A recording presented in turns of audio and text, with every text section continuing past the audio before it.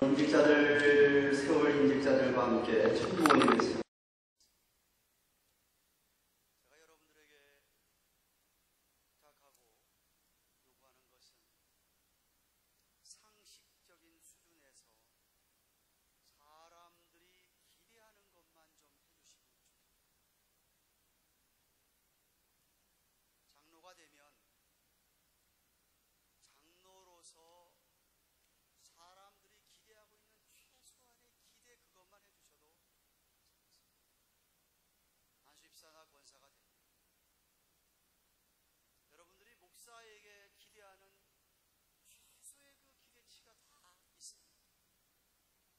여러분이 목사를 사랑하지 아니해도 목사면 적어도 이렇게는 해야 되지 않느냐라고 하는 expectation이 누구나 다 있습니다. 왜 오늘날 요즘 한국이건 미국이건 인민교회건 교회가 욕을 먹고 믿는 사람이 욕을 먹고 있습니다. 목사가 이거는 이래서는 안 되는데 그런 일들을 하고 있고, 장로나 집사나 권사나 교인이라고 하는 사람들이, 아니 세상에 예수를 믿는 사람들이 이런 거는 안 해야 되는데 하고 있고, 마땅히 해야 될 것도 안 하고 있는, 다시 말하면 사람들의 기대에 어긋나기 때문에 욕을 먹는 것이 아니겠습니까? 생각을 좀 해보십시오. 저는 그렇게 생각합니다. 여러분이 한 목사에게 기대하고 있는 게 무슨 뭐 큰 것이 아니라고 생각합니다. 적어도 목사면 목사가 돼서 돈 밝히면 되겠습니까? 안 돼요. 목사가 돼가지고 여자 문제 있으면 안 되잖아요. 왜 아무 대답이 없어요? 괜찮아요? 최소한의 것이잖아요. 최소한 앨리스트 그런 거잖아요. 근데 제 질문은 목사만 그래야 돼요? 교회는 어때요? 여러분이 누구를 사랑하지 않아도 여러분이 생각하는 어떤 사람들에 대한 common sense, 상식적인 기대가 누구나 다 있습니다. 근데 저는 오늘 거기서 한 걸음 더 나아가서, 만약 여러분이 누군가를 사랑한다면 사람에게는 그 사랑하는 사람에 대해서 기대가 있어요. 예를 들면 여러분이 자녀를 사랑하고 자녀를 키우잖아요. 그러면 여러분 자녀들이 자라서 자녀들에 대한 부모의 기대가 있는데 뭐 이렇게 자녀들이 원하는 대로 뭐 바람대로 다 그런 거 안 되더라도 최소한의 기대가 있잖아요. 아, 우리 아이들이 건강하게 잘 자랐으면 참 좋겠다. 우리 애들이 정말 우리 가정에서 그 믿음이 좀 제대로 잘 자랐으면 참 좋겠다. 우리 아이들이 정말 좋은 친구를 만나거나 좋은 스승을 만나거나 해서 정말 잘 배우고 나중에 독립해서 이 땅에서 엄마 아빠 도움 없어도 정말 잘 살면 참 좋겠다 하는 그런 기대가 있잖아요. 없어요? 있잖아요. 근데 우리 하나님도 마찬가지라는 거예요.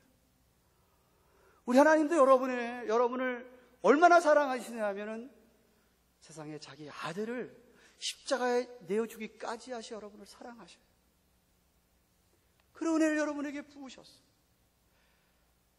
전혀 자격이 없는데 그래서 우리를 아들과 딸로 삼아주셨어요. 그러면 우리 하나님도 여러분에게 가서 수천 명 수백 명 전도 안 해도 괜찮아요.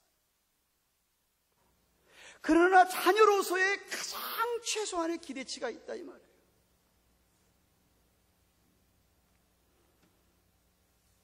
당연히 해야 되는데도 불구하고 여러분이 그렇게 살 때 하나님은 너무 기뻐하시고 여러분을 축복하십니다.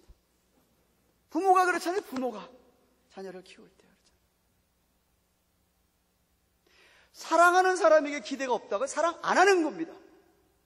부부가 살면서 부부가 서로를 사랑하기 때문에 부부에 대한 기대가 있는 거예요. 최소한의 기대가 있는 거예요. 그래서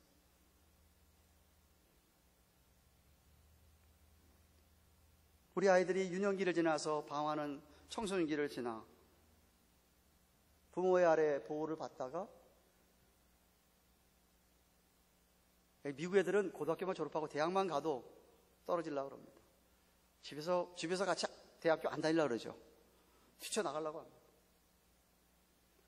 학교 도미토리 가기를 원하고. 그래서 부모와 떨어지는 것이 벌써 그때부터 습관이 되는 것 같아요. 우리 한국하고 좀 다른 것 같아요. 저도 이제 9월달이면 할렐루야입니다. 막내가 대학 가니까 3하고 둘만 이제 남는 거예요. 아유, 그 시간 얼마나 기다렸는지. 믿거나 말거나. 새 키우느라고 정말 똥 뺐습니다. 애들 나가기를 원해요. 또 그렇게 돼야 돼요. 나가야 돼요. 나가서 지들이 잘 알아서 살아야지. 해줬으면. 근데 아이들 이렇게 나가서 정말 교육받고 나가서 직장생활하고 자기가 돈을 벌면서 경제적으로도 독립을 하고 자신이 한 행동에 대해서 이제 어른이 됐으니까 적어도 21 years old 이상 되면 대학을 졸업했다고 하면 자기가 한 말에 대해서 행동에 대해서 책임도 져야 됩니다. 그때는 그들이 잘못해도 부모가 어떻게 하지 못합니다. 자기들이 다 책임을 져야 되죠. 스스로 책임을 지게 되고 자신이 해야 될 일을 다른 사람의 손을 빌려서 하지 않고 스스로 해야 합니다. 그리고 다른 사람과 더불어 살 줄도 알아야 되고 다른 사람과 함께 어울려서 같이 함께 하는 것도 배우면서 살아야 합니다. 만약 애들이 21 years old가 됐음에도 불구하고 그렇게 스스로 서지 못한다고 한다면 나이는 먹었어도 청년은 되지 못한 겁니다. 여러분, 참 믿음이라고 하는 것은 깨달음부터 시작을 하죠. 내가 죄인이로구나. 깨달음부터 시작합니다. 그래, 나 같은 죄인이 하나님이 이런 사랑을 베푸셨구나. 그래서 깨닫고 주님이 믿어지고 신뢰하게 되면 그 다음에는 따라오는 게 행동입니다. 행함이 따라오게 되어 있습니다. 새로운 마음을 하나님이 부어주셔서 새로운 생각을 하게 하시고 새로운 발걸음으로 새로운 삶으로 이 세상과 다른 좀 거룩하고 구별된 삶으로 살게 하면 그것은 곧 그런 행동으로 나타나집니다. 그때야말로 영적으로 이제 청년이 독립하게 되고 자립하게 되었다고 말할 수가 있습니다. 그런데 우리가 아이들도 키울 때 다 마찬가지지만 영적으로 자립하는 데에 걸림돌 큰 것이 하나가 있습니다. 그게 뭐냐면 바로 이 세상의 영향입니다. 세상의 풍조와 세상의 문화와 세상의 관습들이 그런 삶을 살게 하는 데에 걸림돌이 되게 합니다. 예를 들어 볼까요? 오늘날 세상의 결혼 문화라고 하는 것은 이제는 부부가 너무 쉽게 헤어지니까 결혼이 뭔지를 몰라서 그런지 모르지만 세상 사람들이 생각하는 결혼은 우리가 생각하는 결혼과 달라서 그런지 몰라도 아주 쉽게 헤어집니다. 성문화도 그래요. 섹스 문화도 그렇습니다. 세상 사람들이 하는 섹스는 상상을 초월합니다. 믿는 사람들과는 너무 다르죠. 그런데 우리 아이들이 21살 이상 돼가지고 혼자 서서 설라 그러는데 이 세상 이런 것들로 이제 막 그들을 혼란시키고 어지럽게 하는 거예요. 그래서 걸림돌이 되게 합니다. 그건 단 하나의 빙상의 일각이 얘만 들었어요. 세상에 만연한 사상은 또 어떻고, 세상적인 사상은 어떻고.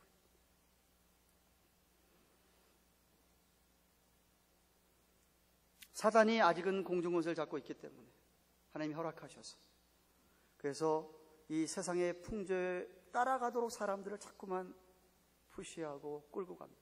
그래서 그것의 영향을 받지 않고 정말 하나님의 말씀의 영향을 지속적으로 받으면서 스스로 서서 주님을 따라가려면 제일 중요한 게 마음, 사고방식, 의식입니다. 그것이 바로 서고 그것이 새로워지지 않으면 그렇게 살 수가 없습니다. 그동안 로마서 1장부터 11장까지 강의를 마쳤습니다. 로마서는 크게 1장에서 11장으로 그다음에 12장에서 16장으로 크게 나누어집니다. 지난번에 본 그 로마서 11장 33절 36절 말씀이 피벗 포인트, 전환점이 되는 겁니다. 하나님께서 그동안 가르쳐 주신 모든 구원에 관한 것, 인간에 관한 것, 죄에 관한 것, 성령에 관한 것, 이런 것 다 진리를 가르쳐 주시고 하나님의 주권을 마지막으로 가르쳐 주신 다음에 이 세상 모든 만물은 다 주님에게 왔고 주님으로 말미암고 주님으로 돌아갈 것이라는 것을 끝으로 아멘으로 사도 바울이 11장을 마친 다음에 12장에 와서 이제 12장, 13장, 14장, 15장, 16장까지는 그런 진리를 아는 믿는 사람들이 어떻게 생활해야 할 것인가, 실천하고 행동해야 할 것인가를 말씀해 주고 있습니다. 한마디로 얘기하면 우리 모두 다 전적으로 타락한 죄인이었는데 하나님께 주권적인 은혜로 우리를 강권하셔서 우리가 믿음을 갖게 되고 하나님의 사랑에 감복하게 돼서 하나님의 자녀가 되었고 성령의 인침을 받고 성령께서 우리 안에서 우리를 도우셔서 우리가 성령의 힘으로 얼마든지 우리는 이 땅을 거룩하게 살아갈 수 있고 결국은 나중에 영화롭게 될 것이라는 것을 11장에서 11장까지 말씀을 주셨습니다. 예수님께서 한 번은 요한복음 13장 7절에 너희가 이것을 알고 행하면 복이 있다고요.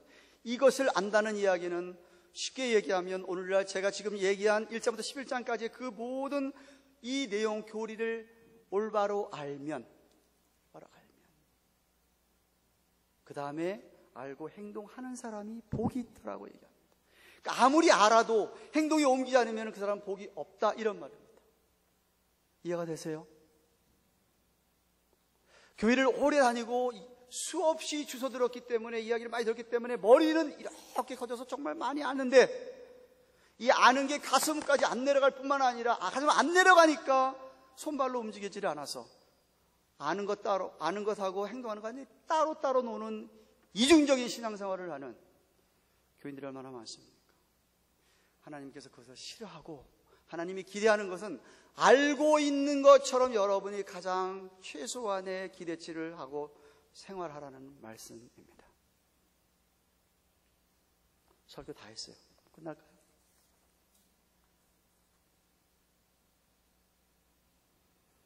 주님이 원하시는 우리에게 가장 기대치로 최소한의 기대치로 원하시는 것이 무엇일까요? 오늘 성경은 딱 두 마디로 얘기합니다. 1절과 2절. 하나는 우리 몸을 우리의 머리부터 발끝까지 우리 몸 전체를 하나님을 예배하는 데 하나님을 섬기는 데에 드리라 사용하라고 말합니다. 그리고 하나님의 이름을 위해서 그렇게 드리고 섬길 때 다른 사람조차도 우리 옆에 있는 사람들조차도 성도들조차도 섬기는 것입니다. 여러분이 하나님을 믿고 나서 구원을 받고 나서도 하나님께 계속해서 뭘 자꾸 달라고만 하면 곤란합니다.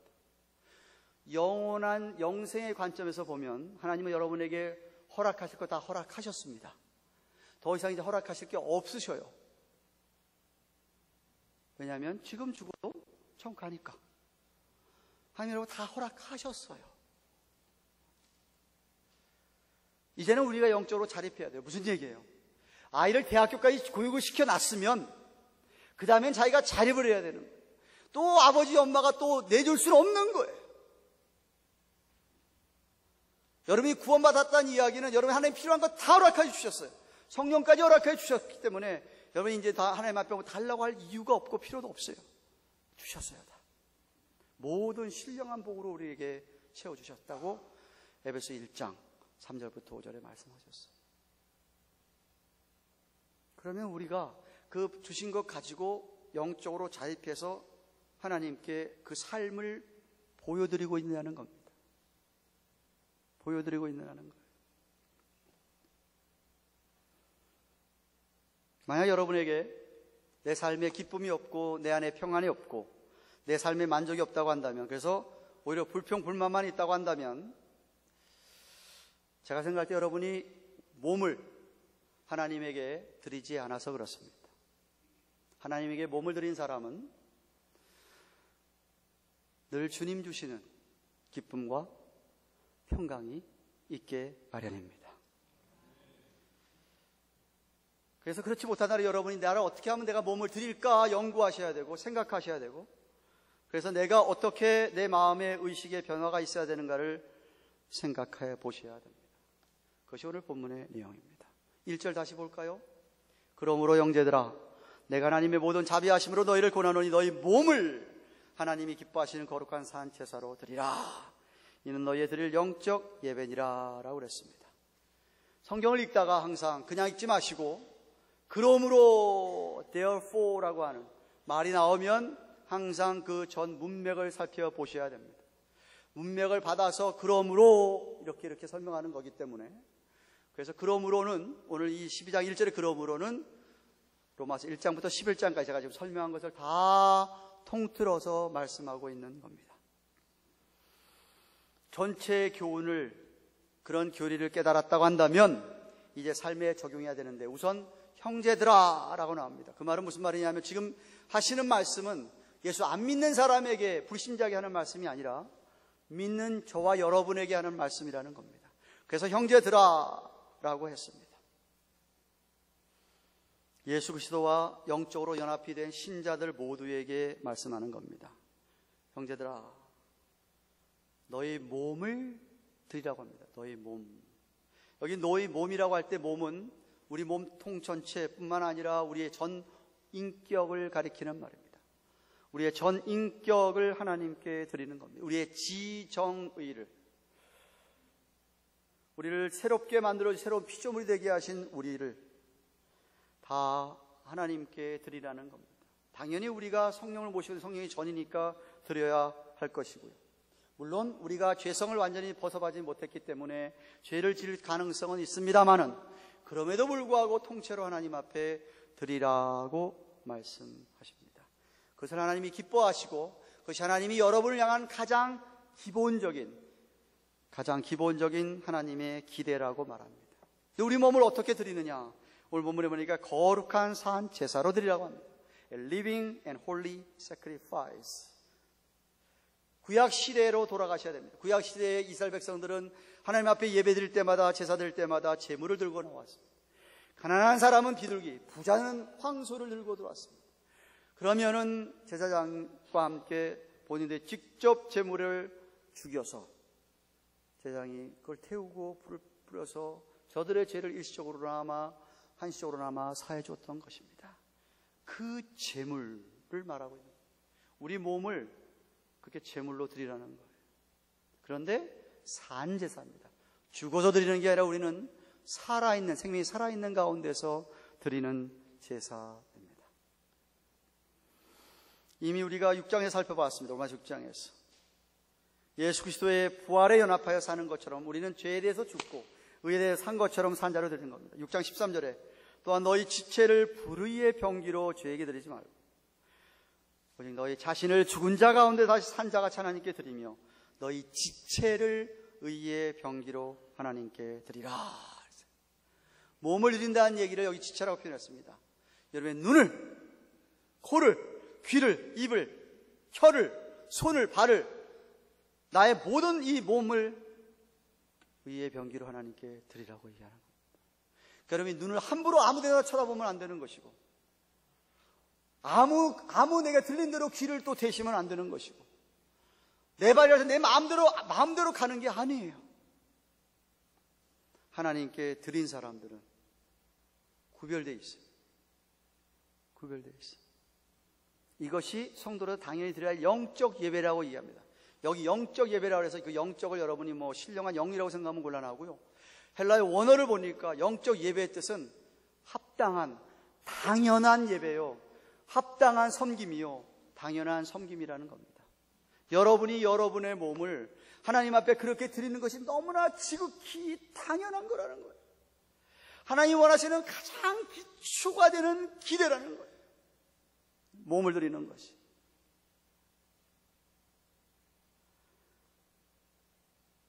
여러분, 이 시간에 우리 예배 드리는 것만 예배가 아니라는 거예요. 주일날 한 번 예배 드리는 것만 예배가 아니라 여러분은 월요일서부터 토요일까지 여러분이 삶 자체가 예배라는 거예요. 삶 자체가 그렇게 하나님 앞에 드린 상태로 드려져야 된다는 거예요. 여러분이 만약에 그렇게 산다고 한다면 하나님의 기대치에 부응하고 사는 것입니다. 왜 어느 목사가, 왜 어느 장로가, 왜 어느 권사가, 집사가, 왜 어느 교인이 욕을 먹어요? 그렇게 살지 않아서 그런 거예요. 몸을 하나님 앞에 드린 상태로 살지 않아서 그런 거예요. 감사하게도 하나님께서 우리에게 무작정 명령만 하시면서 몸을 드리라고만 하지 않으셨습니다. 우리에게 드릴 수 있는 자원을, resources를 주셨어요. 그게 뭐냐 하면 1절에는 하나님의 모든 자비하심. 하나님의 이 모든 자비하심 할 때 이 자비하심, mercy는 단수로 쓰여진 게 아니라 복수로 쓰였어요. 오, mercies. 하나님의 은혜와 자비와 긍휼과 그 모든 하나님의 성령을 통해서 모든 은혜, 죄 사해 주시는 것은 물론이거니와 성령이 약속하신 그 모든 귀중한 선물들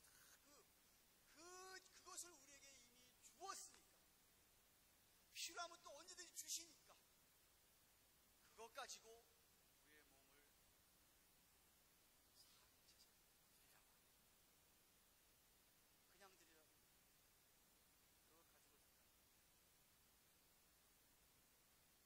그러므로 우리는 이 모든 하나님의 자비하심을 의지하여 우리 몸 전체를 하나님이 기뻐하시도록 거룩한 산제사로 드려야 합니다. 그것이 바로 영적 예배라는 것입니다. 근데 그렇게 드리려면 제가 서로 얘기했습니다. 필요한 게 뭐냐면 마음, 생각을 새롭게 하시고 변화를 받아야 된다고 2절에 얘기합니다. 너희는 이 세대를 본받지 말고 오직 마음을 새롭게 함으로 변화를 받아 하나님의 선하시고 기뻐하시고 온전하신 뜻이 무엇인지 분별하도록 하라. 다시 말해 우리 몸 전체를 하나님 앞에 거룩한 산제사로 드리려면 그보다 선행되는 조건이 뭐냐 하면 우리의 마음이 새로워져야 된다. 어떤 사람이 얘기하면 목사님 저도 제 마음을 잘 모르겠어요. 정말 우리의 마음은요 마치 바다 물결이 풍랑이 쳐서 막 요동하는 물결 같은 게 우리의 마음이라고 생각합니다. 얼마나 자주 바뀝니까? 얼마나 요동치는 게 우리의 마음입니다. 어제 마음 그 마음 먹었다가 어제 그 마음이 오늘까지 지속되는 경우가 쉽지 않잖아요. 근데 작심 3일이란 말이 거기서 나오는 거예요. 사람이 내 마음을 먹었는데 이상하게 내 마음을 먹은 것처럼 살아지도 않을 뿐 아니라 먹는 것조차도 자꾸 변한다. 그래서 성경이 마음을 새롭게 하라고 이야기합니다. 이유는 세상이 계속해서 우리를 유혹하기 때문에 그렇습니다. 주님 재림하신 그날까지는 이 세상의 풍토, 세상의 풍조는 하나님이 원하시는 삶과는 전혀 정반대를 요구하고 있고 유도하고 있기 때문에 그렇습니다. 그래서 우리가 그런 것들을 거절하려면 우리의 마음이 중요한데, 생각이 중요한데, 이것을 우리가 마음을 늘 새롭게 J.B. 필립스라고 유명한 목사님이 마음을 이 세대를 본받지 말고라는 이 세대를 본받지 말고라는 말 이렇게 번역합니다. 세상이 당신을 그 틀에 집어넣어서 끼워넣지 않게 이렇게 번역합니다. 세상의 틀에 자꾸만 우리 마음이 들어가서 세상에 자꾸만 이렇게 우리를 만들게 하지 말고 이런 소리. 세상에 물들지 말라는 것이죠. 오히려 마음을 새롭게 해서 변화를 받아 그랬습니다. 영어로 be transformed. 헬라어 원어에 보니까 현재 진행형이며 수동형으로 쓰여 있어요. 메타포르시스라는 말, 영어에 변형이라는 말이 여기서 나왔습니다. 헬라어. 마음이 바뀌는 거예요. 완전히 새로운 형태로 바뀌는 거예요. 애벌레 아세요? 애벌레 캐러필라 아세요? 애벌레가 나비로 바뀌는 것 한번 유튜브 가서 보세요. 어떻게 바뀌어요? 참 보기도 싫은 애벌레 같은 것이 한순간에 나비가 돼서 홀로 날아가요. 내 세상에 물들었던 마음, 더럽고 추한 마음들이 바뀝니다. 그렇게 바뀌지 않으면 우리 몸을 하나님 앞에 거룩한 상태로 들수 없다. 무엇으로 바뀔 수 있습니까? 무엇으로 이 마음을 새롭게 할 수 있어요? 하나님의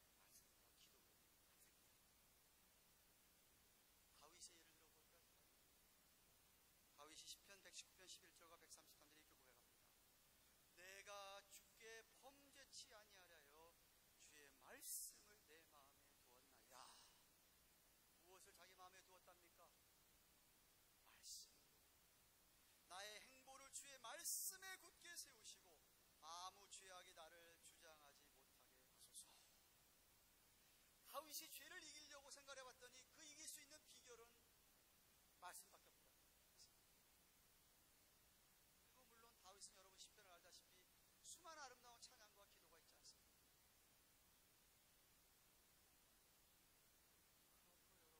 그러므로 여러분이 정말 변하고 싶고 정말 마음을 들새롭게 해서 내 온 몸을 다 산제사로 하나님 앞에 기뻐하시는 거룩한 사절 드리시려면 매일 말씀을 안 보는 게 기도하지 않는 불가능합니다. 안 됩니다. 왜 자꾸 경건의 시간을 강조합니까? 제자 훈련할 때 제자 훈련 받으신 분들 강조하잖아요. 일단 양육부터 시작을 해 제자 훈련반에 계신 분들 자꾸 강조하잖아요. 왜 우리가 오늘의 양식을 299에다가 안내서 이렇게 놓습니까? 제발 하루에 담은 15분 좀 30분씩이라도 좀 하나님 말씀 붙들고 여러분 마음을 좀 새롭게 하라는 거예요.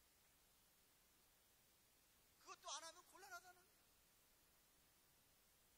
여러분 생각해 보세요. 여러분이 일하는 시간과 잠자는 시간 빼놓고 어디에 가장 많은 시간을 투자합니까? 어디에?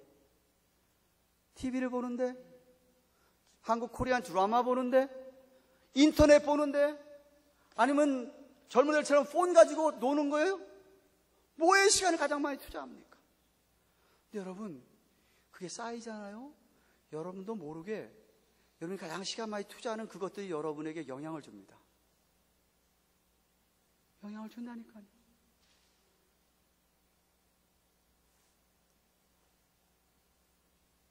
그래서 필요한 게 여러분이 매일같이 말씀을 보는 것이고 매일같이 기도하는 거예요.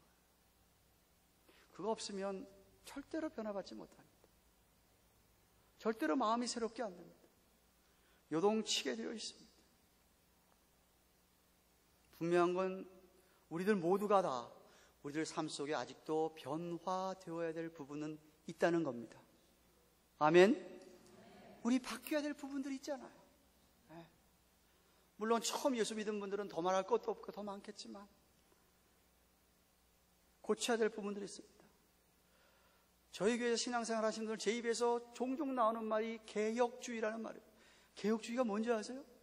하나님 말씀으로 나를 개혁하자는 게 개혁주의예요. 그래서 제가 그걸 좋아하는 거예요. 고치자는 거예요. 말씀으로 날 좀 고쳐가자는 거예요. 바뀌어보자는 거예요. 저는 자신의 삶을 날마다 개혁하는 사람 정말 축복의 사람이라고 생각합니다.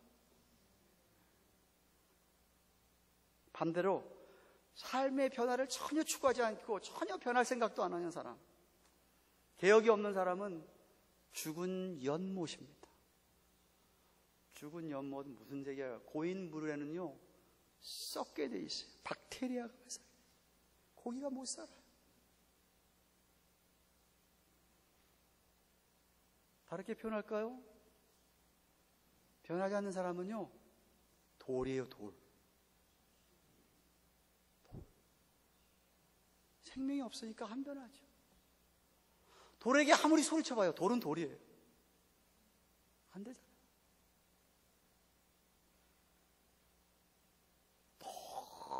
너무나 완고한 사람들 있어요. 자기 아집과 고집으로 늘 자기 자아가 생생하게 살아있는 사람들이 있어요. 오늘 말한 하나님의 최소한의 기대를 절대 이루지 못합니다. 부응할 수가 없습니다. 아무리 교회 생활을 많이 했다 하더라도 그의 삶 속에서 정말 이 변화되는 것을 보지 못한다고 한다면 때때로 여러분 생각해 보셔야 됩니다. 난 정말 구원받았을까? 내 안에 정말 성령님이 계신가? 이유는 생명이 있는 사람, 성령을 받은 사람은 약동하고 생동하게 되어 있습니다. 자라게 되어 있다는 말입니다. 아이들이 생명이 있으니까 자라는 거예요. 죽은 아이가 자랄 수가 없잖아요. 아이들이 살아있기 때문에 자라는 거예요. 성장하는 거예요. 아브라함이 됐고요. 사울이 바울이 됐을 때에는 이름만 바뀐 게 아니었습니다. 삶이 바뀌었습니다. 생활이 바뀌었습니다. 그들은 끝까지 하나님을 사랑하며 바울이 뭐라 그래요? 나는 매일 나 자신을 쳐서 주께 복종시키려고 한다 얘기하잖아요. 변화와 개혁을 추구했던 사람들이에요. 2절 하반절에 보면 우리가 마음을 새롭게 해서 변화를 받아야 할 큰 이유를 하나님의 뜻을 분별하기 위해서라고 합니다. 하나님의 뜻을 분별하기 위해서라고 합니다. 선하시고 기뻐하시고 온전한 이 뜻을 알려면 우리가 변화를 받아야 된다. 마음을 새롭게 해서 변화를 받아야 된다. 만약 여러분의 삶에 정말 무의미하고 열매가 없다면, 만족이 없다면 저는 믿기로 여러분이 하나님의 뜻을 경험해 보지 못해서 그렇습니다. 왜냐하면 하나님의 뜻은 정말 선하시고 기뻐하시고 온전하기 때문에. 말씀 맺습니다. 사랑하는 가든교회 교회 여러분, 정말 두렵고 떨리는 마음으로 제 목회의 정말 마지막이라고 생각하는 몇 년 남은 것을 하고 있습니다. 그래도 여태까지는 제가 여러분에게 욕먹을 일은 제가 안 했다고 생각해요. 근데 앞으로도 욕먹을 일을 안 할 목사라고 자신은 제가 못합니다. 그래서 새벽마다 기도하고 하나님 앞에 부르짖는 것이, 제발 하나님, 내가 목사 일을 마칠 때까지 부끄러운 일을 하지 않도록 도와주세요. 성도들이 원하는 가장 기본적인 기대치만이라도 제가 할 수 있도록 도와주세요. 제 소망입니다. 여러분 어때요? 여러분 하나님이 주신 직분이 있으십니까? 아니 교인이세요? 신자세요? 그럼 주위 사람들이 최소한의 여러분에게 요구하는 게 있잖아요. 아니 신자가 돼가지고 주일날 예배를 안 드려요? 그게 무슨 신자예요? 신자라고 하는 사람이 그렇게 사람들을 해칠 수가 있어요? 다른 사람을?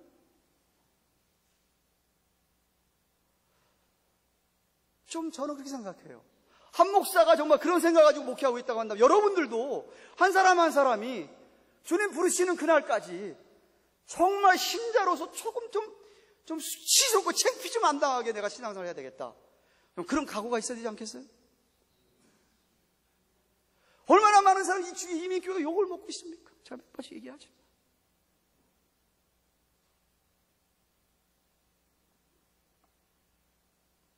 여러분 현재 여러분 모습에 만족하세요? 변화될 부분이 없습니까?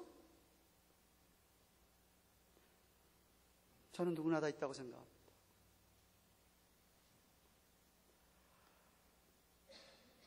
그런데 진짜 창피하게 부끄러운 채로 우리 주님 앞에 서시겠냐 이 말입니다. 내일이라도 주님 불러가시면 여러분 주님 앞에 서야 되는데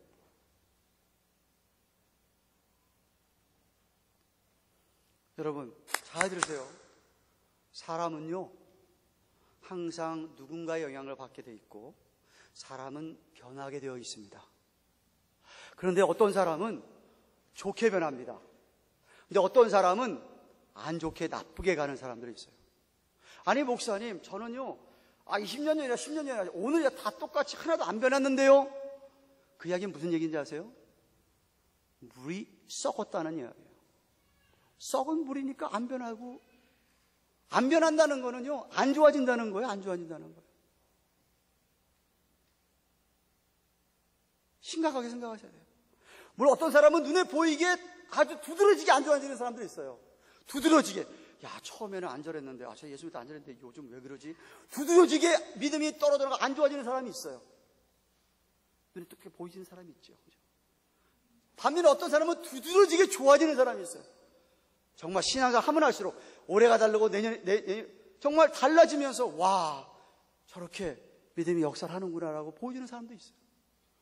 근데 어떤 사람은 여러분 생각할 때 저 사람은 맨날 똑같아. 그때도 뭐 예배생활 엉망이었는데 지금도 엉망이네. 그게 무슨 얘기인지 아세요? 썩어 있는 거예요. 고여 있는 거예요. 안 변한 게 아니라 아주 안 좋은 거예요.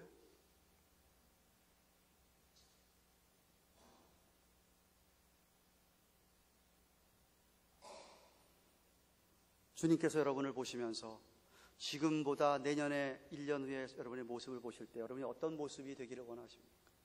아니 5년 후, 10년 후가 됐을 때 어떤 모습으로 주님 앞에 보여주시기를 원합니까? 오늘 하나님께서는 우리에게 원하시는 가장 최소한의 기대치를 말씀하셨어요. 하나님, 여러분에게 최소한의 기대를 뭘 원하신다고요? 우리 몸을 하나님 앞에 산 제사로 드리라는 거예요.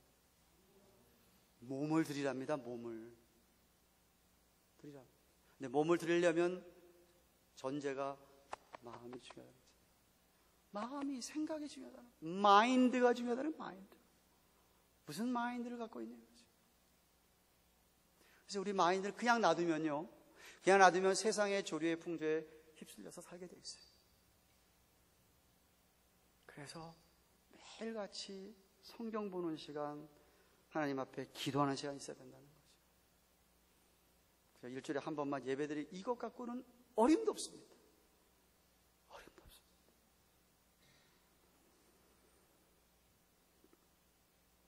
저는 여러분에게 오늘 도전합니다. 좀 제발 결단하십시오. 주님, 정말 이 세대를 본받지 않고 하나님 정말 내 마음을 늘 새롭게 해주셔서 내 몸 전체를 하나님 기뻐하시는 거룩한 산 제사로 드리기를 원합니다. 나를 받아 주시옵소서. 우리 자녀들이 참 성년이 돼서 자립해서